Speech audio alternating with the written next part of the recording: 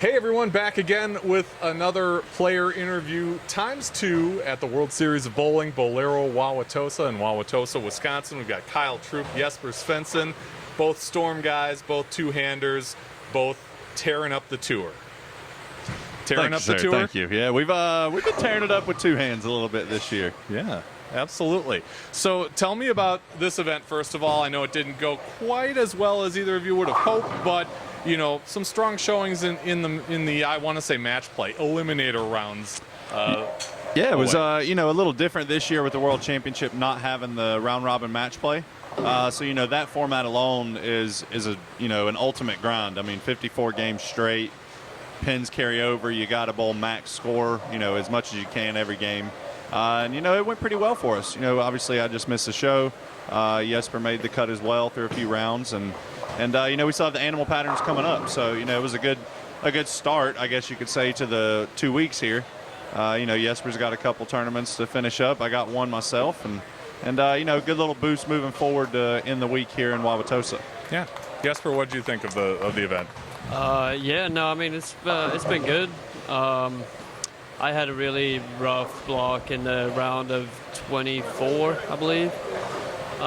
So I had a lot of ground to pick up, you know, to make the top 8. But I finished 9th in the World Championship, so triple points and all that, I'll take it. I'll be able to bounce back in the playoffs, the top 16. So yeah, and some pretty good bowling on the animal patterns too. So looking forward to the bracket match play and, you know, try to get a couple wins there and make a show. Yeah.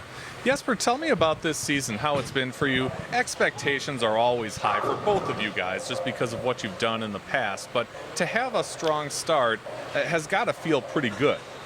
Yeah, I mean, I had that win in Jackson. That was a big confidence boost for me. I was struggling a little bit before that.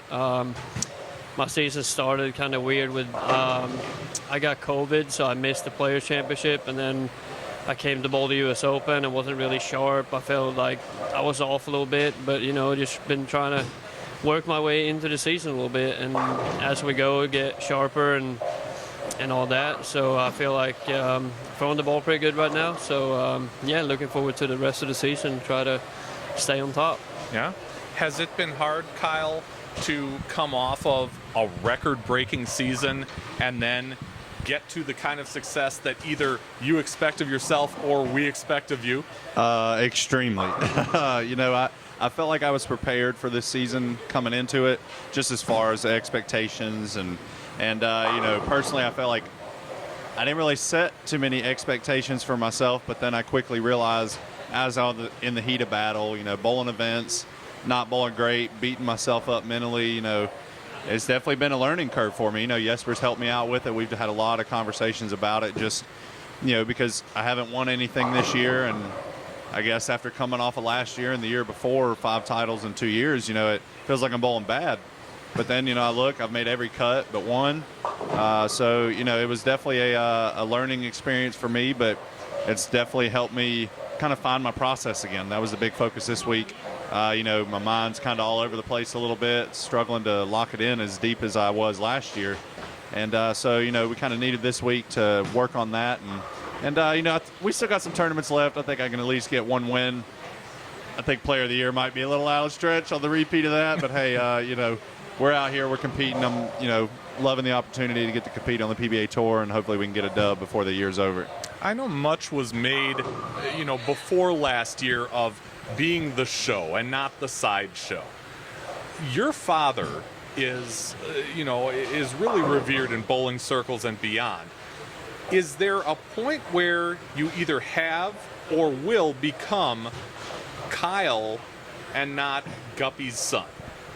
Oh, well, Guppy is Kyle's father. It's been that way for quite a long time. You know, I do have him in 8 titles apiece. So I guess when I win my next title, then it'll officially be Guppy is Kyle Troup's father. But, yeah, I mean, it's a running joke with the family.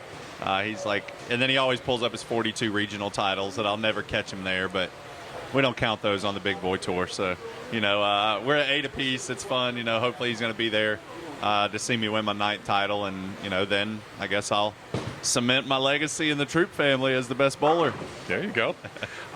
Jesper, this has been kind of an important week in bowling on the PBA side simply because of the urethane thing, where you guys are no longer able to use urethane balls that are more than 2 years old. How does that affect what you do either physically with ball choice or even mentally? Well, the way I try to look at it is it's none of my business, really. I just try to stay away from the discussions or the social media posts and all that about the urethane situation. And Even mine?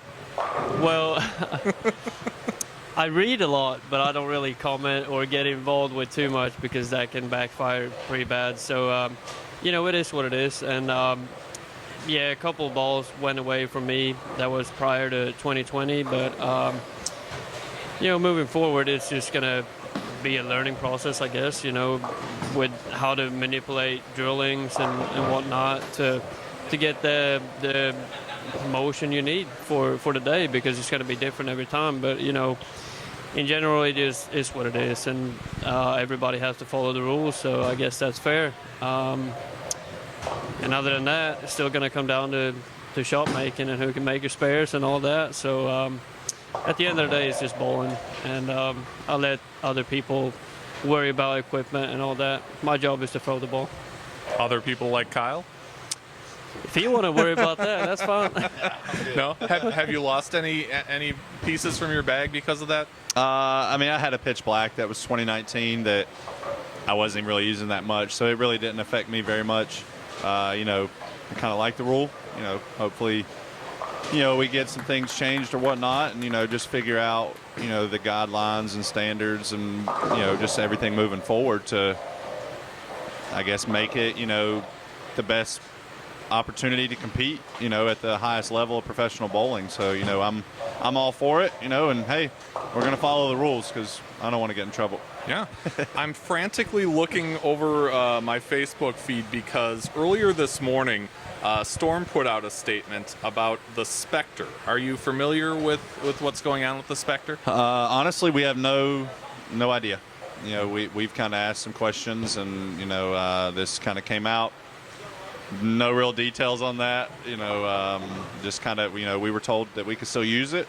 I guess it's just not being offered right now in shops, so it's something above our pay grade that I'm sure it'll come out sooner or later, whatever the news may be. Yeah, the news basically that the USBC says that the Storm Spectre under further review. Storm reached out to USBC for more information. Ball's not available for sale in pro shops, but is still legal for competition. As information comes out, we learn more. So from this point forward, it's just kind of wait and see. Yeah, the way it is. Okay, so you mentioned it before we started this up. We got to talk about the Humpty Dance. You record that video, it basically goes viral. Tell me the story behind that, because you're both in it. So how did that come to be? Well, the Humpty Dance is like the only song I can do in karaoke. And then, he won in Jackson. We went out to this nice place, a little bar restaurant, and Jesper said, they were doing random karaoke, and they were pretty bad at it. And Jesper was like, yeah, I want the Humpty Dance since I won. And I was like, no. And then about 2 sips of beer later and 15 minutes, I was like, all right, let's do it. And, that was definitely my best performance of that song by far. Sometimes I'm a little saucy, I guess you could say, when I perform that song. But I was feeling pretty crisp and sharp in that one. Sharp as a carrot, I like to say. My favorite part is when the camera pans over to you and you have this kind of blank look on your face. What was it like to see and hear him, bust that out? No, it's just a really good time. It was fun and all that, and I think I said that I signed you up for karaoke first, and then you said no you didn't, and I said yeah, you're up next or something, and then you ended up walking yourself up there and signed yourself up. So I think that but no, they was all a lot of fun and good time, and definitely a moment that I would remember for a long time. And, after getting that win too, I was in a good mood and I was just sitting there enjoying the show. Yeah.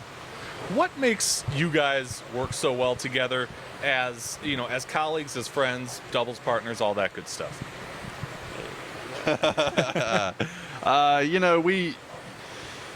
We have a good time. We enjoy being around each other. We have the same goals, the same dreams. And we like to have a good time as well. And then as far as on the lanes, we make each other better.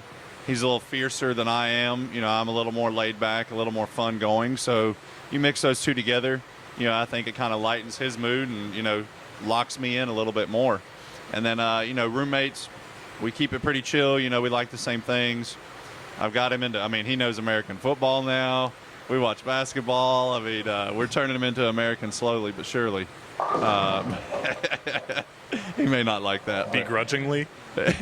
And, we really enjoy it. We're blessed to do what we love for a living. We get to travel and do it together. And, we make each other better on and off the lanes. And, being out here on tour, I've roomed, like during the summer tour when he wasn't over here, I roomed by myself for a few weeks, and that was just a weekend. And I was like, this sucks. Like, I need my boy back. So, having somebody that you can, bounce stuff off of after bowling, we talk about our blocks, talk about our game plans. It's just, really good to have a partner out here on tour that, has your back, you can trust, and have a good time with. Yeah. The life can be hard for any touring pro, but when you mix in the part about, leaving your home country and, traveling overseas just to do this, how do you make it work? Well, first of all, my girlfriend is a bowler herself, so she knows that helps. What it takes for me. Like, she's really supportive and, because it's hard for her too. And, be away from your family and friends and your own bed and all that is tough. But this is what I was dreaming about doing whenever I was a kid. So just trying to enjoy it while I can. You never know how long it's going to last. So, just happy as long as I can do it. When Randy Peterson goes on TV and tells the world that you throw the most powerful strike ball in all of bowling, what does that mean to you? Nothing.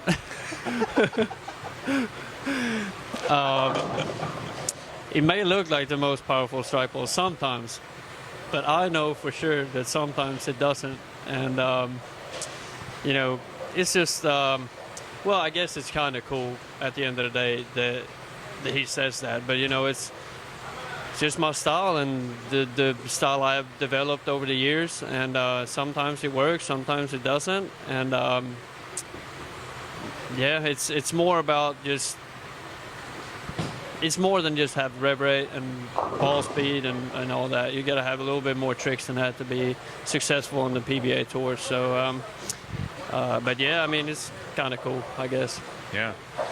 Kyle, the two-handed game, it wasn't around for the longest time. It became prevalent. Now you guys both are finding success with it.